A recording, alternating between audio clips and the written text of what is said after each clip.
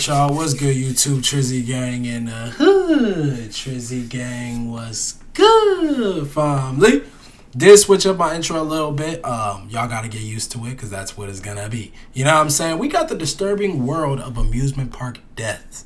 Now, I ain't gonna lie to you. I was just at an amusement park 2 weekends ago.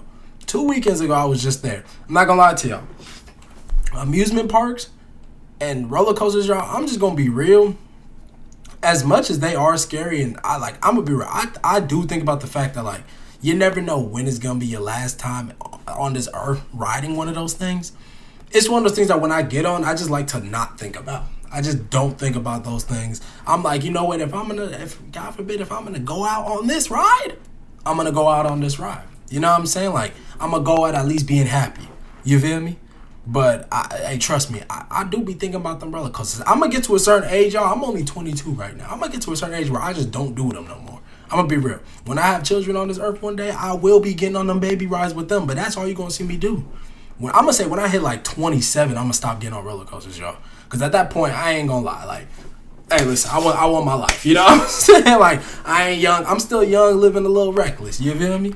But let's check this thing out, man. Hopefully it doesn't freak me or any of y'all out too much to where we don't want to get on any more rides. But let's just see, man. If you're new, make sure you like, comment, subscribe, turn on post notifications to be notified whenever I post a new video, man. Let's check out the disturbing world of amusement parks.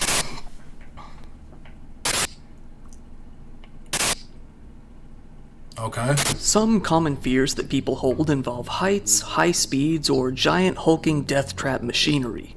As a result, many people have come to fear amusement park rides, especially things like roller coasters or rides that drop you from a high position. As it turns out, there is legitimacy to those fears. Facts. Like, I ain't gonna lie, like, certain rides, y'all, I don't get on. Like, them, you know, like the drop tower type thing, the one that goes, pause, it's gonna look crazy, y'all. No diddy. I'm saying it now, before any of y'all try to get me in the clips, for the clips, I ain't gonna lie. Pause. You feel me? But the ones that go like this, bro, cool. I've never been on one of those before. I don't plan on it, y'all. I don't get on those type of things. But even roller coasters still can, like, cause death and stuff. But, like, those other things, you don't call them roller coasters. You just call them attractions or whatever. I don't get on those, bro. Them thrill rides. I don't do that.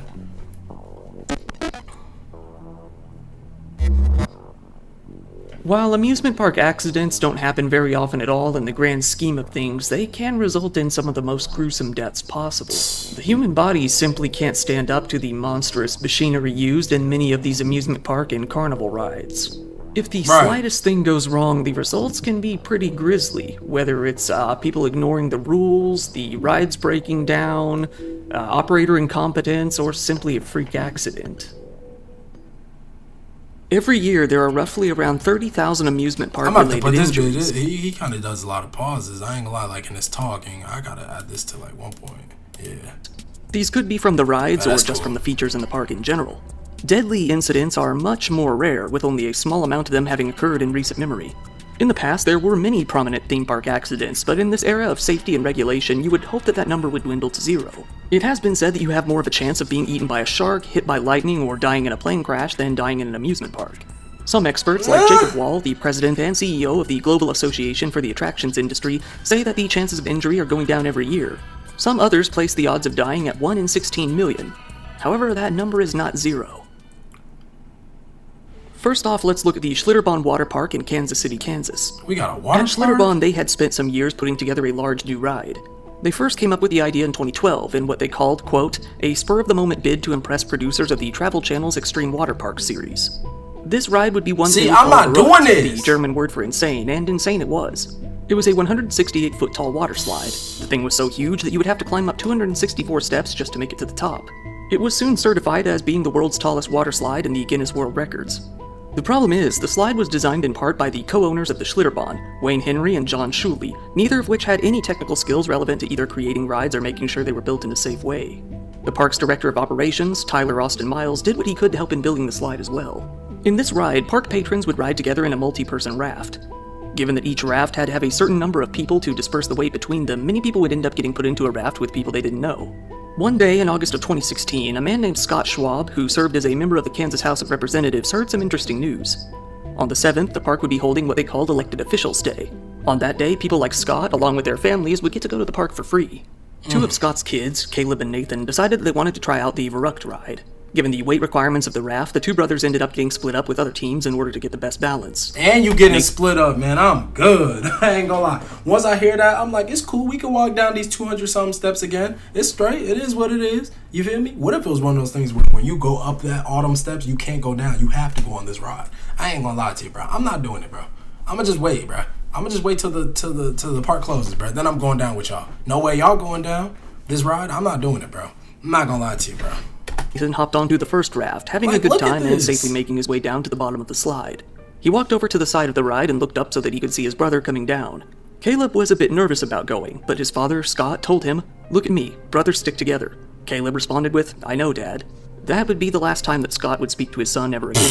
Caleb entered into the front of the next raft. Behind him sat two sisters. Now they were all ready to take the plunge. As they took off down the slide, they started hitting speeds of about 70 miles per hour. One problem with this ride was that the rafts would often go airborne for a second, causing the riders to come slamming back down onto the slide. This time it would be much more intense than usual. About halfway down the slide, the raft went airborne once again, but this time the three of them went much higher than intended.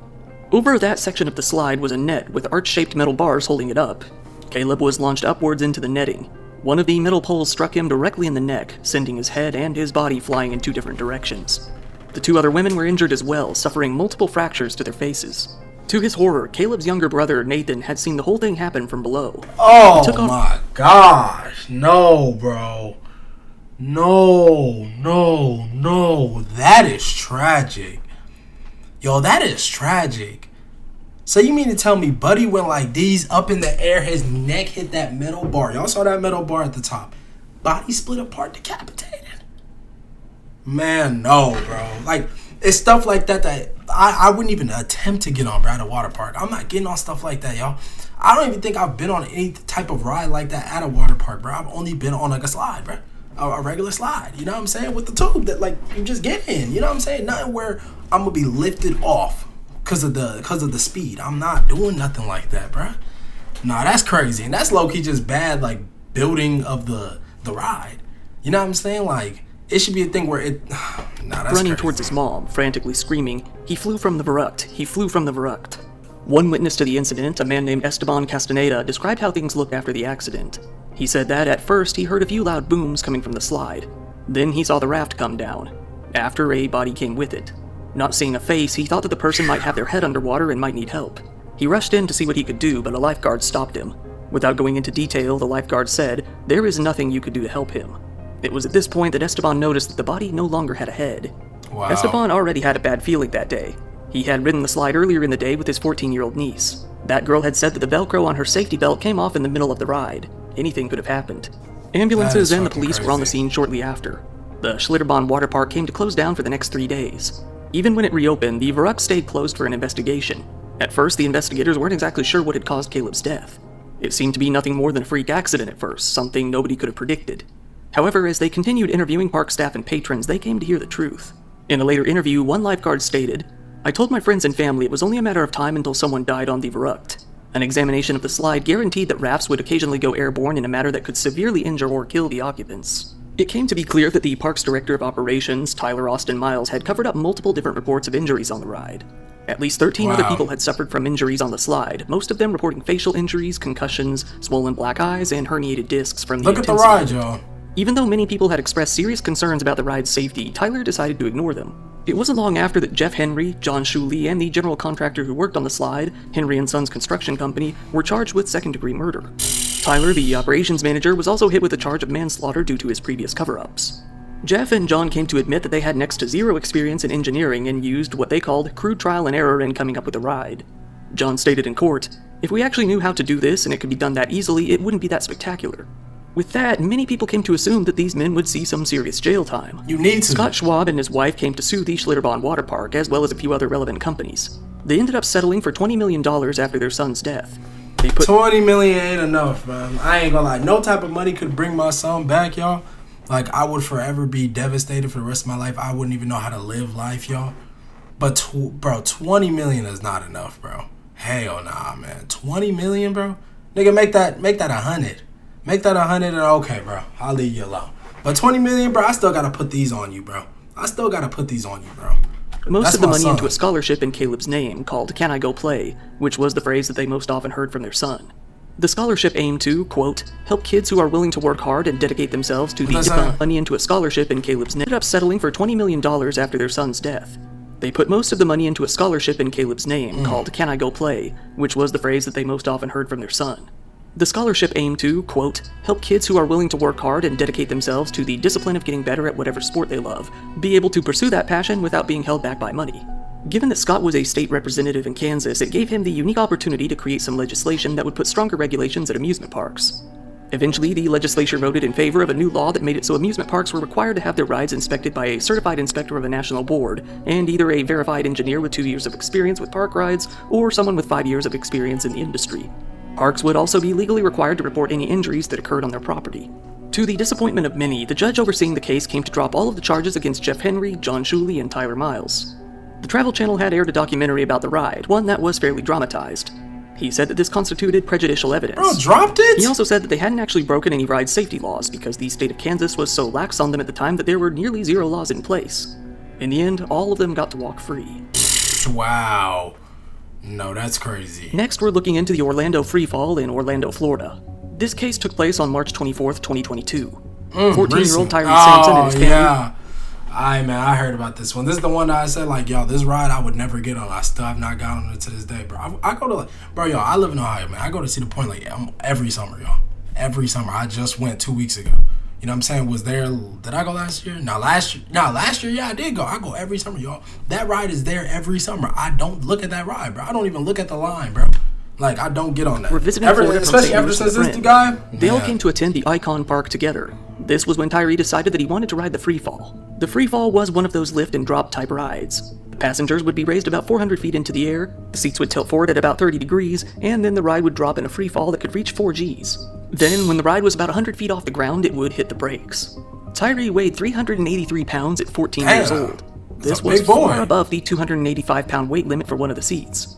It was later found that the ride had been tampered with, most likely by staff. Someone had made some adjustments to the sensors on the seat that enabled the harness to restraint opening to be almost double the amount that it normally should have been able to. That's crazy. This allowed the safety light to come on even when the conditions were anything but safe. Tyree hopped onto the ride. He was lifted all the way up into the air. Then he was dropped. When the ride started to put on its brakes, Tyree slipped from the restraints on his seat and was sent flying forward out of his chair and onto the pavement below.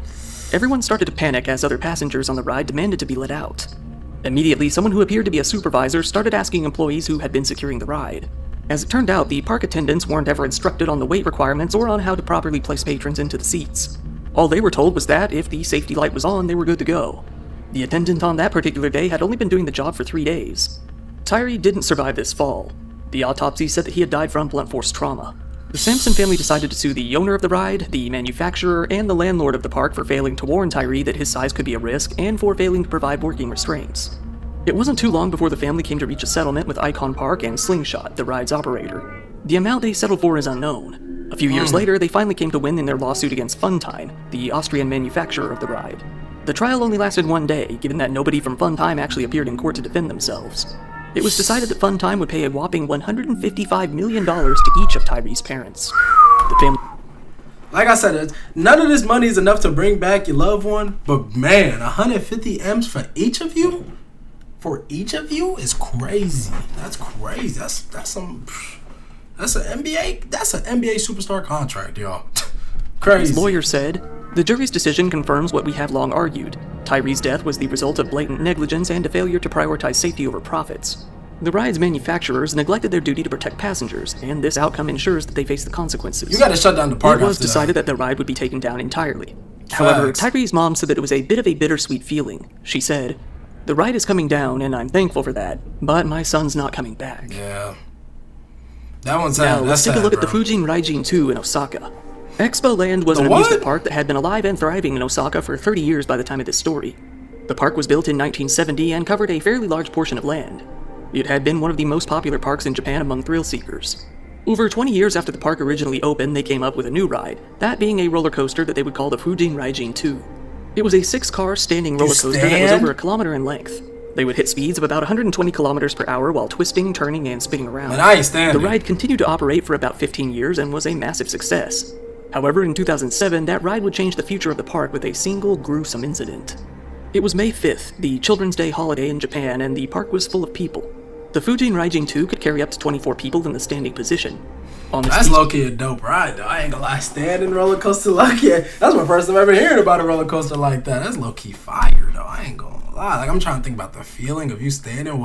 That's low-key fire. Full Saturday afternoon, just before 1 p.m., 18 women and 4 men made their way onto the ride.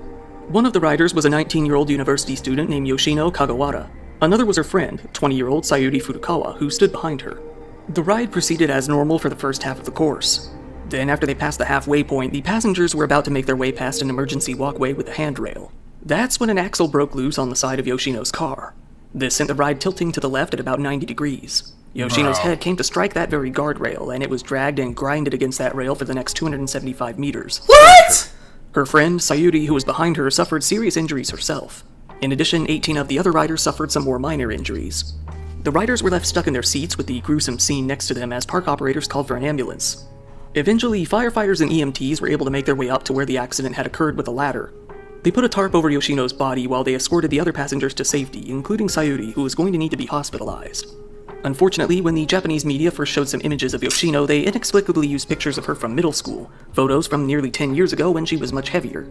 This led to the public blaming Yoshino, saying that she was too fat for the ride and that her weight had likely caused her to tip over. The media would later use more current photos of her where she had lost a significant amount of weight, but the damage to her reputation was done. The investigators began scouring every piece of the ride to find out what had went wrong. Eventually they found out what it was, an axle that hadn't been replaced in a whole 15 years. As the roller coaster had hit the halfway point in the ride, the axle had cracked. One of the wheels had completely fallen off onto the ground. As they continued to investigate, they found out that it wasn't only that axle. It seemed that none of them had been replaced before, not even once. At first, the authorities weren't sure what to do with the park operators. They grew angry as the investigation continued, though. This was because they found the exact same... And that's what pisses me off about these amusement parks, y'all. It's like, bro, you got a few jobs, you got a few tasks, but like you really have one job, and that's to do inspections on your ride. And I'm not talking about when y'all first get to the shift and the park is about to open, do your test runs. Like, no, bro, no, that's not all you can do.